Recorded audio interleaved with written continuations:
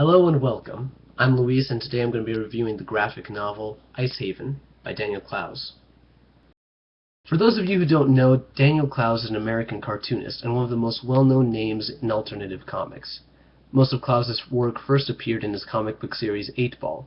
Some of those stories include Like a Velvet Glove Cast in Iron, David Boring, and most famously of all, Ghost World. Ghost World was adapted into a film which Clowes himself wrote the screenplay for.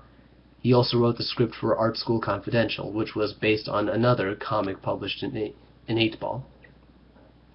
Now that you know a little bit about him, let's talk about Icehaven. Icehaven, which also appeared in Eightball, was published as a graphic novel in 2005.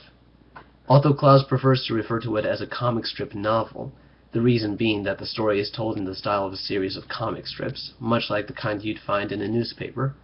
Of course, the story is a far cry from Peanuts. The comic focuses on several different characters living in the small town of Icehaven, each of them united in some way by the kidnapping of a boy named David Goldberg. Icehaven is comprised of several short comic strips, each of which follows one or more characters, including failed writer Random Wilder, out-of-town guest Vida, quiet kid Charles, and love-struck teenager Violet. Each of these characters are preoccupied by their own problems, and the only ones who are really concerned with the kidnapping are detectives Mr. and Mrs. Ames and Charles, who believes that his friend Carmichael may have killed David. Graphic novels like to distance themselves from their funny page origins, but not Daniel Clowes. He wholeheartedly embraces that past. He creates an interesting juxtaposition by combining funny page art with his own darkly comedic writing. Different stories have different art styles, from realistic to cartoon-like, depending on what kind of look the comic is trying to go for.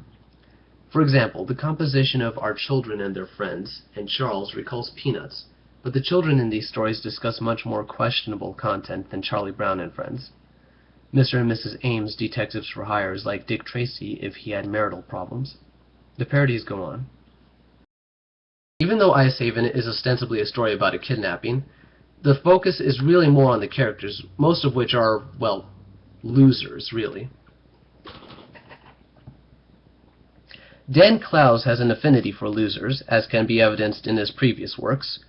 Each one of them is preoccupied, searching for something, but they are never really shown to be selfish or in a bad light, and Clowes is able to get the reader to sympathize with the strange inhabitants of Icehaven.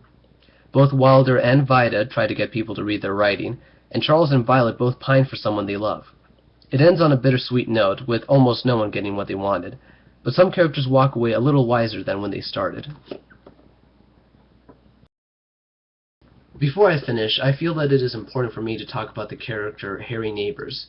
He is a comic book critic, and though he only appears a few times in this story, he is the only character to break the fourth wall and address the reader directly. Near the beginning of the story, he offers a very compelling explanation to the appeal of comics. Prose tends toward pure interiority, coming to life in the reader's mind, and cinema gravitates toward the exteriority of experiential spectacle. Perhaps comics, in its embrace of both the interiority of the written word and the physicality of image, more closely replicates the true nature of human consciousness and the struggle between private self-definition and corporeal reality. So, in conclusion, I really liked this book. The different art styles are terrific. The characters are very interesting, and the way the different stories come together, it's just amazing. It's very intricate, a very intricate story. So, if you like Daniel Clowes, if you like his books, and you haven't read Icehaven, I highly recommend reading it. Or even if you haven't read Daniel Clowes before, this is a good starting point, I believe. Like starting here and then going to Ghost World. And I give it a 10 out of 10. Would read again. In fact, I'm actually going to read it right now. So you could just stop the video right now, because I'm just going to start reading from the beginning. You can stop it now if you want.